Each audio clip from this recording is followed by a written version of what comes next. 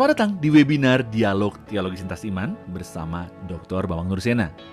Dalam webinar ini, kita akan membahas berbagai hal mengenai kekristenan dan bagaimana kita sebagai orang percaya dapat mempertanggungjawabkan iman kita. Berikut adalah cuplikan-cuplikan video dari pertanyaan-pertanyaan yang diajukan oleh para peserta webinar yang dilakukan setiap 2 minggu sekali pada hari Kamis jam 7 malam.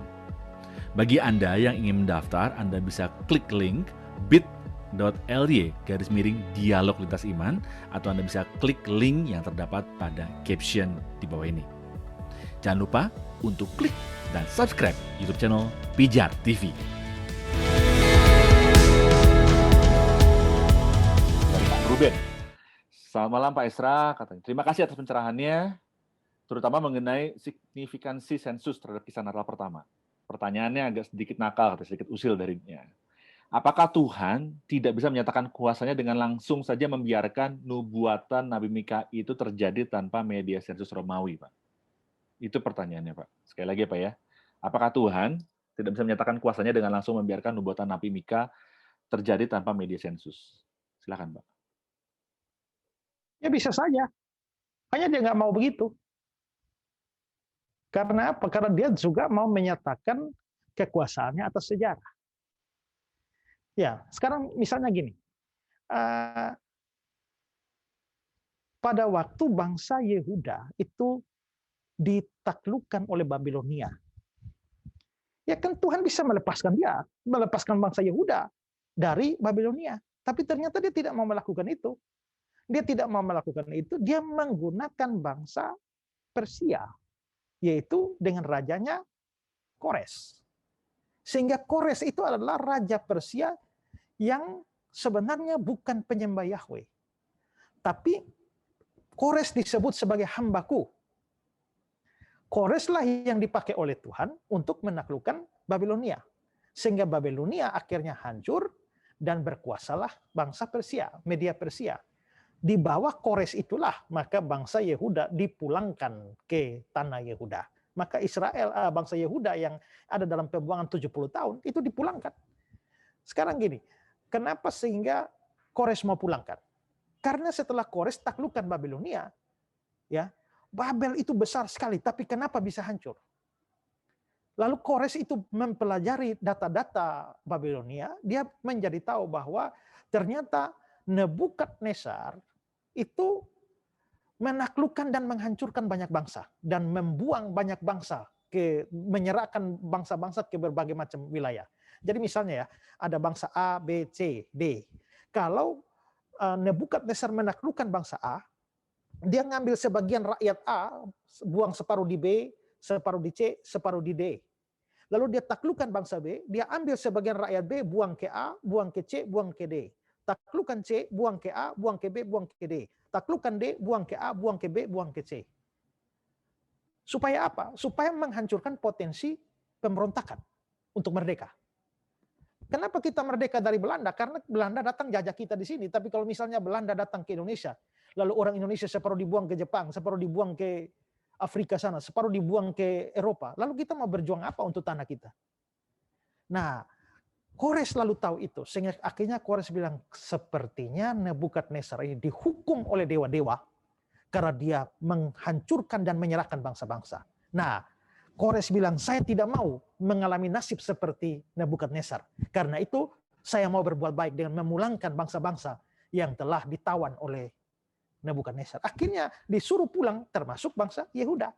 Berarti Allah menyatakan kekuasaannya, membebaskan bangsa Yehuda, tapi tidak langsung dengan menggunakan Raja Kores. Nanti bangsa raja-raja Persia yang lain itu yang seperti Raja Ahasiweros, Artasasta, itu semua sudah bukan Babel lagi, tapi itu sudah bangsa Persia. Nah, tapi nanti kita bisa lihat juga bahwa dalam sejarah Allah juga menggunakan bangsa Yunani. Misalnya dalam nubuatan-nubuatan Daniel, dia jelas menubuatkan tentang Alexander Agung. Belakangan kita bisa lihat muncul Romawi. Ya, Romawi muncul setelah Yunani itu hancur-hancuran setelah kematian Alexander Agung. Nah, pada zaman Romawi itulah Yesus mulai lahir. Lalu kita bisa lihat bahwa Yesus kan pernah bernubuat. Kan Yesus bilang, lihat bait Allah itu, murid-murid bilang, bait Allah itu satu sangat indah. Tapi Yesus bilang apa? Satu hari nanti satu batu tidak akan terjadi di atas batu yang lain. Waktu mereka bunuh Yesus, mereka bilang, biarkanlah ya darah orang ini tertanggung atas kami. Allah kan bisa saja menghancurkan mereka, tapi Allah tidak melakukan langsung. Dia memilih melakukan itu melalui bangsa Romawi, di bawah Jenderal Titus yang akhirnya meluluhlantahkan Yerusalem, menghancurkan bait Allah.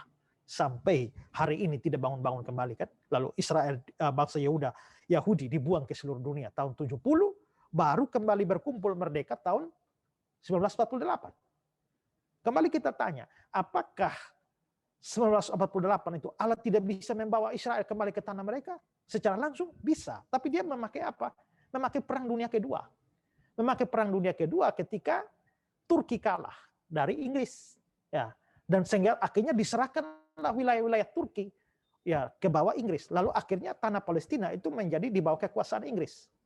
Lalu akhirnya karena lobi-lobi dari apa namanya, yang organisasi Israel itu ya, Sionisme. Lobi-lobi dari Sionisme dengan Inggris, akhirnya Inggris menyerahkan wilayah Palestina itu ke Israel. Dengan kata lain, pada akhirnya dengan persetujuan PBB, wilayah Palestina dibagi. Lalu akhirnya masuklah Israel atau orang Yahudi ke wilayah Palestina. Sebelumnya mereka mau ke Argentina.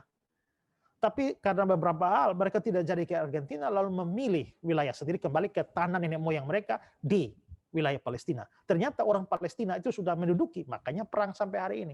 Tapi mereka menduduki tanah mereka kembali itu melalui PBB dan juga Inggris, melalui Perang Dunia Kedua, hasil Perang Dunia Kedua. Maka kita bisa lihat Allah memang sering melakukan rencana-rencananya di dalam dunia ini melalui sejarah, menggunakan sejarah untuk mewujudkan rencana-rencana. Jadi dia tidak melakukan hal yang supernatural, tapi melakukannya melalui sejarah dunia ini. Jadi itu menunjukkan bahwa Tuhan kita berdaulat atas sejarah. Sejarah dikendalikan oleh Dia, sejarah diatur oleh Dia, sehingga perjalanan sejarah ini sebenarnya tidak di luar kendali Tuhan. Tuhan yang mengatur sejarah dan Dia sedang menggiring sejarah menuju pada satu titik. Itu bisa pelajaran penting dari sejarah ini yang kita bisa pelajari. Ya.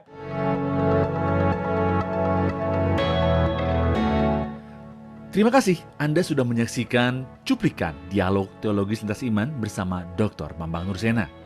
Jangan lupa segera daftarkan diri Anda dengan klik link bit.ly/dialog lintas iman, atau Anda bisa klik pada link yang ada di caption saat ini juga. So, informasi selengkapnya ada pada image di akhir video ini.